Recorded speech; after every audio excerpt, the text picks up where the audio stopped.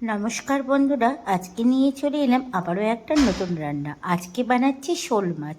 রান্নাটা দেখবার জন্য তোমাদের কাছে অনুরোধ। প্রথমে শোল মাছগুলোকে ভালো করে কেটে দিয়ে লবণ হলুদ মাখিয়ে নিয়েছি, দেখতেই পাচ্ছ। আর পিসগুলো কতটা বড় বড় দেখতেই পাচ্ছ। তো এটা শোল মাছগুলো ভালো করে নুন হলুদ মাখিয়ে আলাদা কাটিয়ে রেখে দিলাম। এইবার আমি কড়াইয়ে সর্ষের তেল বসালাম। এবার মাছগুলো প্রথমে লাল লাল করে ভেজে নিই। মাছগুলো একটু ভালো করে লাল লাল করে ভাজতে হবে। আর এদিকে ততক্ষণে আমি বাটনাটা বেটে নিয়েছি আর একটা বড় সাইজের পেঁয়াজও কুচিয়ে নিয়েছি। এখানে আদা রসুন টমেটো ক্যাপসিকাম সব একসঙ্গে আমি বেটে নিয়েছি। আর এইদিকে দেখো মাছগুলো সব লাল লাল করে ভাজা হয়ে গেছে। একটু শোল মাছটা লাল লাল করেই ভাজবো।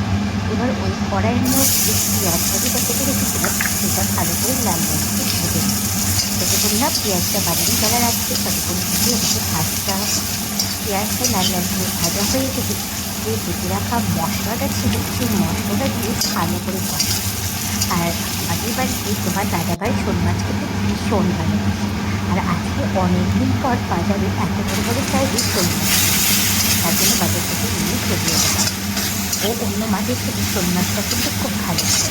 আর শোল মাছটা এরকম মাংসের মতো রান্না করলে বেশ ভালোই করে। তোমরা কী করে রান্না করো সেটাও কিন্তু কমেন্ট করে আমাকে জানিও। তো এদিকে কথা বলতে বলতে দেখো মশলাটা ভালো মতো কষানো হয়ে গেছে। এবার আমি এক এক করে লবণ হলুদ আর আর